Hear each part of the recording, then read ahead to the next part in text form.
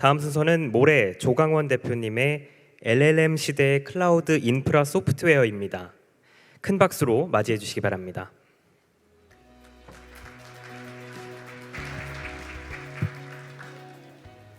안녕하세요. 저 오늘 LLM 시대의 클라우드 인프라 소프트웨어라는 주제로 발표를 하게 된 모레 조강원이라고 합니다. 제가 오늘 어떤 내용으로 톡을 시작할까 좀 생각을 해봤다가 GPT-4 얼마 전에 테크니컬 리포트가 발표가 됐는데 여기에 있는 장표를 좀 가져와 봤습니다.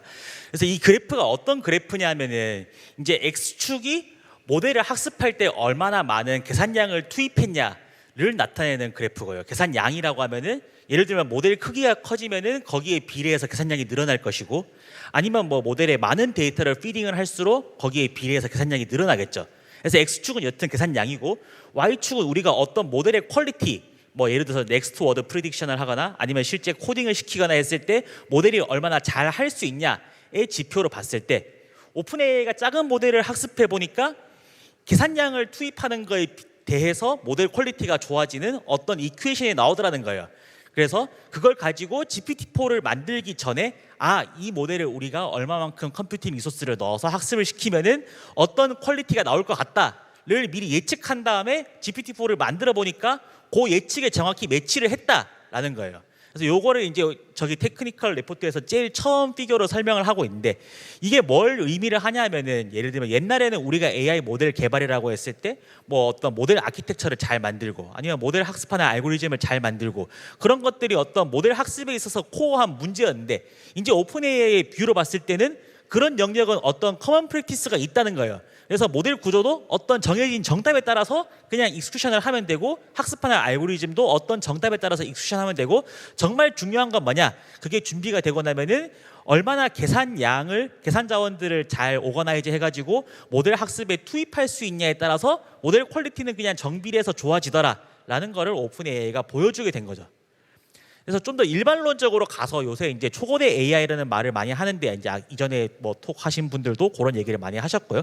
그래서 저희가 한 AI 기술이 맨 처음 이제 좀 붐이 일기 시작한 이후로 한 10년 정도를 사람들이 이제 모델 사이즈라는 거는 뭐 몇백 밀리언에서 몇 빌리언 사이 정도로 유지를 하고, 뭔가 알고리즘적인 계산을 하는 거에 많이 포커스를 해세우다가 갑자기 이제 2019년 20년 넘어가면서부터 뭐 GPT-3가 나오고 다른 모델들이 나오면서 이제 초거대 AI라는 얘기를 많이 하기 시작한 거죠.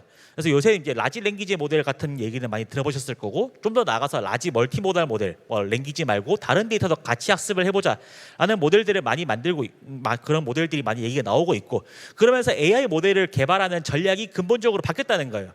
그래서 이제 사람들이 뭐가 중요하냐면은 모델 학습을 하기 위해서 우리가 대형 클러스터를 구축해가지고 여기에 있는 계산량을 충분히 투입을 해야 모델이 잘 나올 수 있다.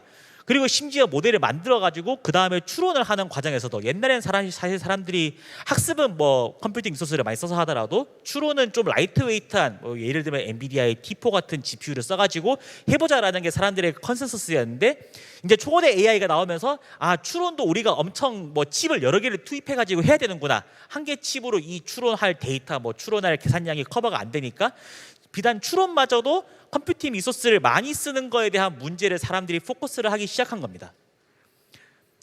그리고 이제 여기가 이제 클라우드 서밋이니까 좀 클라우드의 뷰에서 봤을 때, 사실 옛날에는 클라우드에서 그런 의견도 있었어요. 어차피 라지 랭귀지 모델을 만든다고 하는데 그냥 몇 개 회사의 잔치나 빅테크 몇 개가 라지 모델은 다 할 거고, 클라우드에 들어오는 일반 유저들은 비전 모델 같은 좀 작은 모델들을 가지고 뭔가 웍을 할 거다라는 게 이제 뭐 불과 몇 달 전까지만 해도 클라우드에서 좀 일반적인 많이 나오는 의견들이었는데, 요새 나오는 걸 보니까 사람들이 옛날에는 뭐 작은 회사는 작은 모델을 쓰고 큰 회사는 큰 모델을 쓰고 이렇게 브레이크다운이 됐다면은, 이제는 모두가 라지 랭귀지 모델을 기본적으로 쓰되 어떤 좀 더 이제 자원의 여유가 있는 회사는 프리 트레이닝에 포커싱을 할 거고, 좀 자원이 적은 회사는 뭐 파인 튜닝을 이제 파운데이션 모델을 받아와서 좀 본인 어플리케이션에 맞는 파인 튜닝에 집중을 하거나, 아니면 아예 인퍼런스만 포커싱해서 하거나, 그런 식으로 라지 모델의 어떤 세그먼트를 유저마다 쓸 건가 갈리는 거지, 기본적으로 모든 유저가 좀 더 많은 유저가 라지 랭귀지 모델을 다루게 될 거다라고 지금 예측을 하고 있죠. 그래서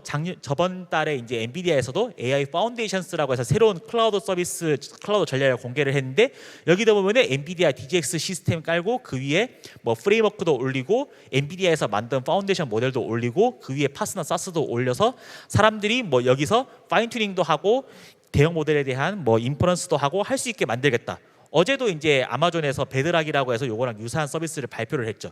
그게 그만큼 시장의 니즈가 요 초거대 AI에 대해 생기고 있다 보니까 이런 식으로 이미 회사들이 움직이고 있는 겁니다.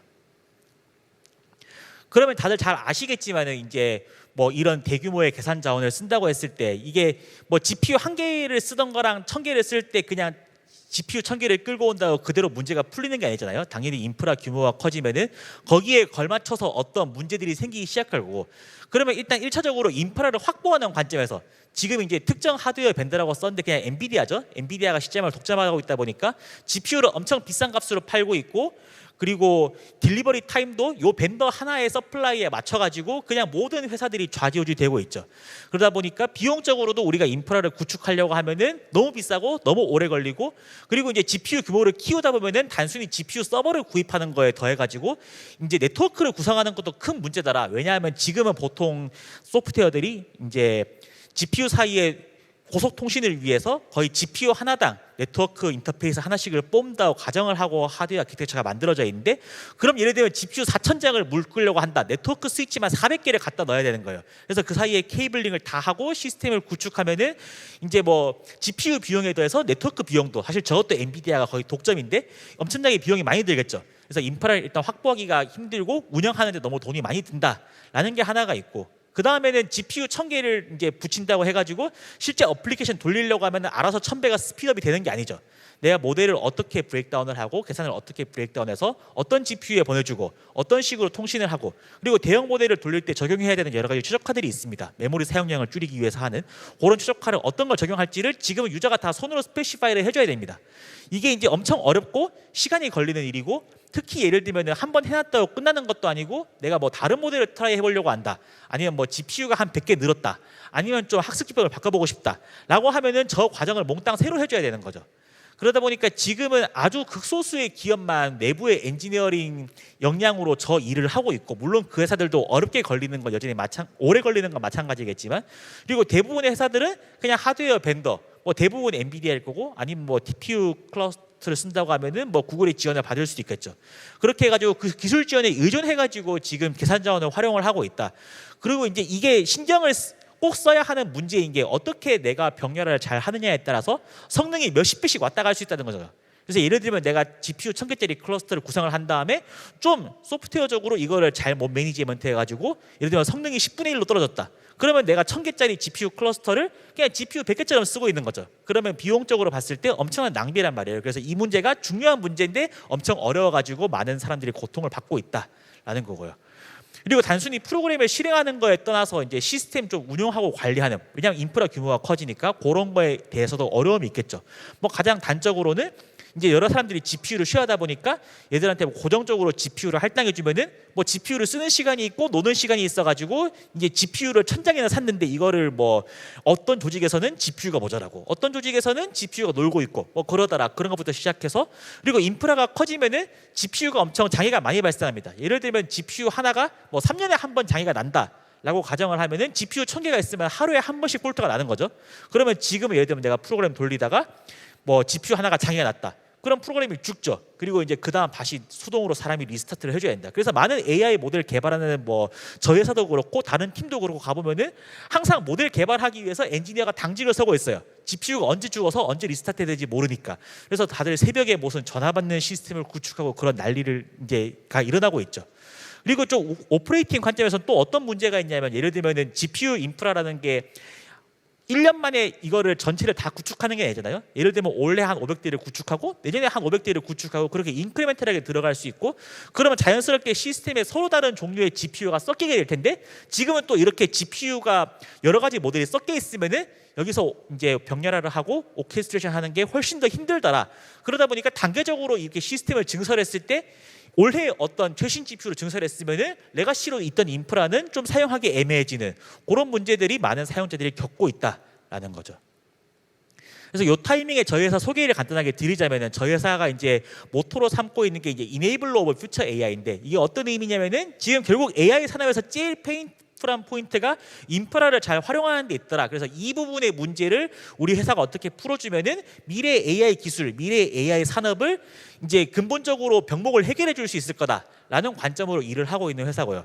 그리고 이제 아시는 분들도 많이 계시겠지만 저희가 이제 KT 그리고 KT 클라우드랑 회사가 파운딩 되는 시점부터 긴밀하게 사업적으로 협력을 해나가고 같이 공동 서비스도 제공을 하고 그런 협력을 하고 있습니다.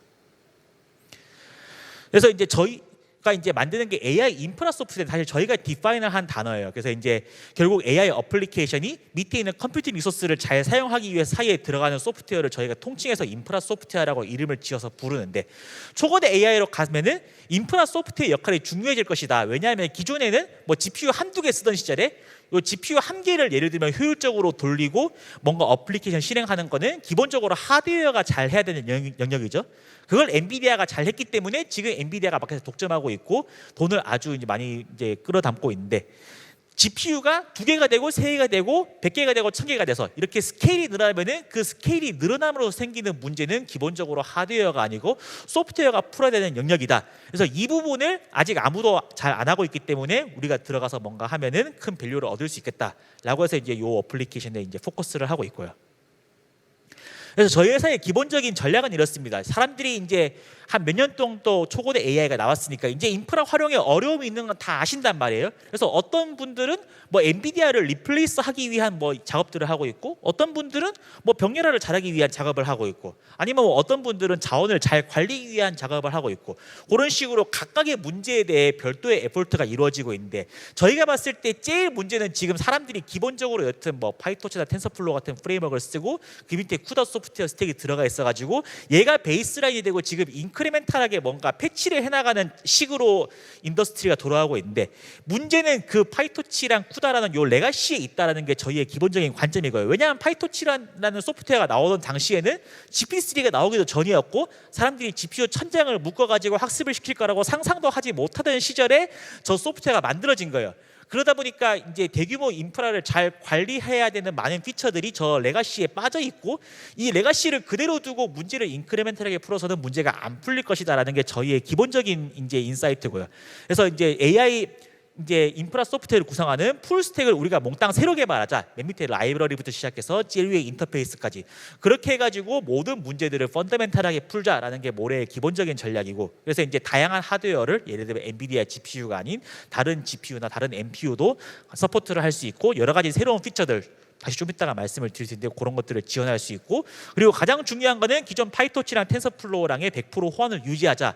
왜냐하면 아무리 저희가 좋은 소프트웨어를 만들어서 들고 가도 유저분들한테 자 저희가 좋은 기술이 있으니까 기존에 쓰던 프로그램 다 없애버리시고 저희 API를 쓰세요라고 하면 아무도 안 쓸 거잖아요. 그렇기 때문에 요걸 기존 파이토치랑 텐서플로우의 호환성을 유지하는 거를 중요한 목표로 해서 소프트웨어를 개발을 하고 있습니다. 저희가 기술적으로 차별성을 가지는 것들이 많이 있는데 다 설명드리긴 그렇고 제일 핵심적인 게 저희의 AI 컴파일러입니다. 그래서 기존에 예를 들면 뭐 파이토치를 생각해 보면은 파이토치 인터널이 어떻게 되어 있냐면은 유저가 A라는 작업을 실행하라고 시키면은 그냥 패시브하게 A를 실행을 해요. 그리고 유저가 B라는 걸 실행하라고 시키면 패시브하게 B를 실행하고 그런 식으로 되어 있는데 저희는 기본적으로 구조가 사이에 컴파일러가 있어가지고 유저가 어떤 작업을 하고 싶은지를 좀 오랫동안 관망을 하고 기록을 해놓다가 이걸 어느 정도 모였을 때 컴파일러를 통해서 아 유저는 A, B, C를 하라고 했지만 사실은 DF를 하는 게 이 인프라를 가장 옵티멀하게 쓸 수 있는 방법이다 라는 거를 구한 다음에 그 결과를 가지고 클러스터에 뿌려서 실행하겠다 라는 게 저희의 기본적인 이제 저희 소프트웨어의 가장 큰 기술적인 차이점이고요.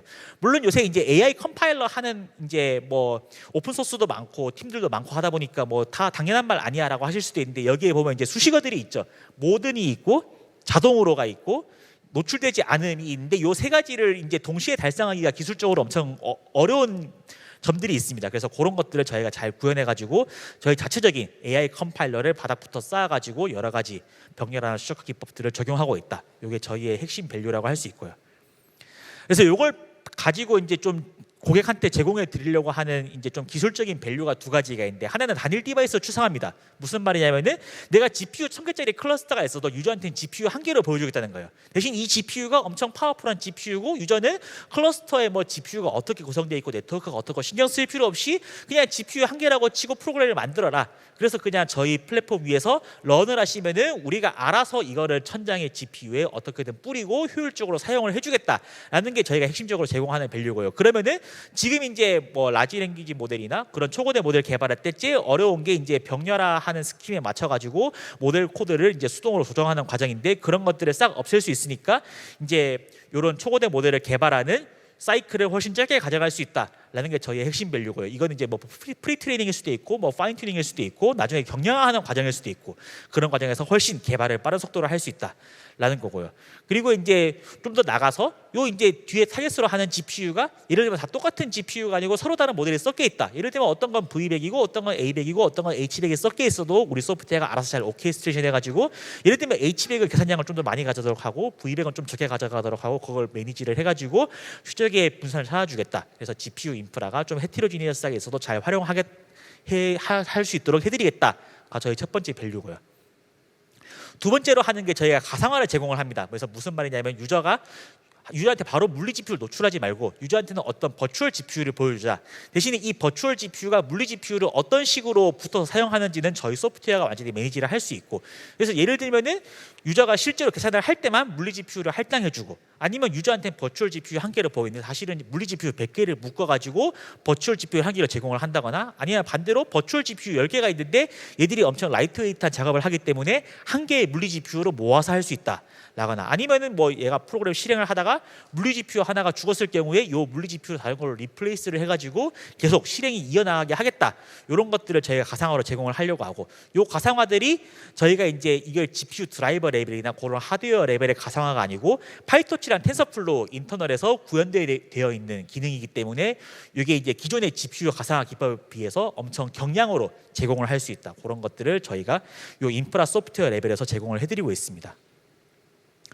저희가 이 소프트웨어 바탕으로 KT 클라우드와 같이 하이퍼스케일 AI 컴퓨팅이라는 서비스를 제공을 하고 있고요. 그래서 이제 뭐 실제로 서비스를 사용해 보신 분들도 있으실 것 같은데, 저희가 이제 유저한테 VM을 제공하는데 이 VM에는 물리 GPU가 없어요. 대신에 KT AI 엑셀러레이터라고 되어 있는 어떤 가상의 가속기가 하나 제공이 되고, 이게 이제 실제로는 뭐 물리 GPU 뭐 절반으로 돌아갈 수도 있고 물리 GPU 100개를 묶어서 돌아갈 수도 있고, 얼마나 큰 자원을 활용을 하는지는 유저가 소프트웨어적으로 쉽게 스위칭을 할 수 있습니다. 그래서 예를 들면 유저가 뭐 좀 모델 개발 초기에 자원이 덜 필요할 때는 물리 GPU 16개를 묶어가지고 개발에 사용을 하다가, 좀 컴퓨팅 자원이 많이 필요해지면은 뭐 100개를 묶어서 사용을 하다가, 또 다 개발이 끝나고 나서 좀 유지 보수 단계에 오면은 뭐 또 GPU를 한 8개만 할당해서 사용하고, 그런 것들을 자유롭게 조정해가면서 뒤에 인프라 규모에 대한 고민을 잊고 똑같은 프로그램을 돌려가면서 사용할 수 있는 그런 서비스들을 제공을 하고 있습니다. 이제 간단하게 서비스 프리뷰인데, 이제 엔비디아 GPU 시스템 써보신 분들은 알겠지만 완벽히 그냥 엔비디아 GPU 하나 있는 시스템이나 똑같이 IaaS 레벨에서 돌아가는 이런 소프트웨어를 만들어서 제공을 하고 있고요. 그래서 이제 핵 서비스의 여러 가지 특장점들이 있는데, 일단 대규모 GPU 자원 활용이 가능하다. 왜냐하면 기존에는 유저한테 물리 GPU를 바로 제공하다 보니까 뭐 버추얼 머신 한 개를 만들었을 때 요 서버에 들어가 있는 예를 들면 물리 GPU 8개, 그 한 개로밖에 제공을 할 수가 없었는데, 저희 시스템의 경우에는 가상화를 통해서 물리 GPU 뭐 100개의 컴퓨팅 파워를 한 번에 쓸 수 있는 버추얼 머신, 그런 걸 유저한테 제공해 드릴 수 있는 거죠. 그러다 보니까 쉽게 자원을 스케일아웃 하기가 쉽고, 그리고 이제 실사용량 기반의 종량제 서비스다. 왜냐하면 실제 저희 소프트웨어 구조상으로 유저가 실제 프로그램을 돌릴 당시에만 물리 GPU를 할당하기 때문에 딱 사용량에 비례해서만 과금을 할 수 있다.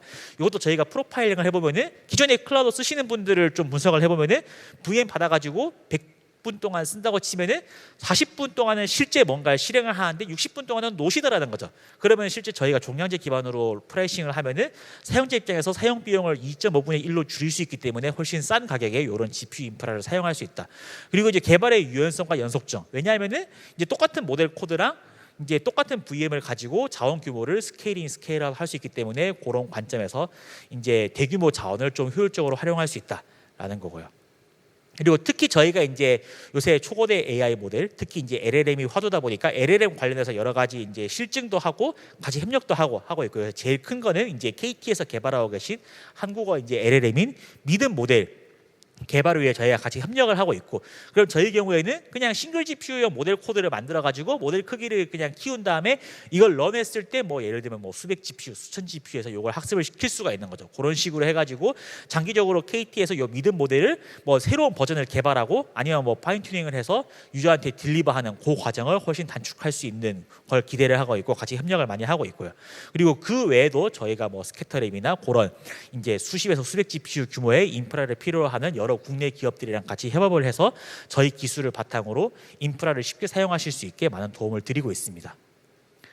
그래서 이제 발표를 마무리하자면은 저희가 이제 KT 클라우드와의 협력으로 이런 기존에 이제 월드와이드로 아무도 만들지 않던 좀 차별화된 인프라 소프트웨어를 만들고 있다. 그래서 지금 저희의 목표는 지금 사람들이 이제 엔비디아 뭐 AI 모델 학습을 위한 인프라라고 하면은 다들 본능적으로 엔비디아의 DGX 클러스터랑 엔비디아가 뭔가 제공해주는 소프트웨어를 생각할 건데 저희가 이제 늦어도 2030년까지는 모래가 만든 소프트웨어 그리고 이거 기반으로 돌아가는 KT 클라우드가 뭐 이제 AI 산업의 표준이 되기를 바라는 목표로 일하고 있는 회사라고 생각하시면 되겠습니다. 네, 여기까지 발표를 마치도록 하겠습니다. 감사합니다.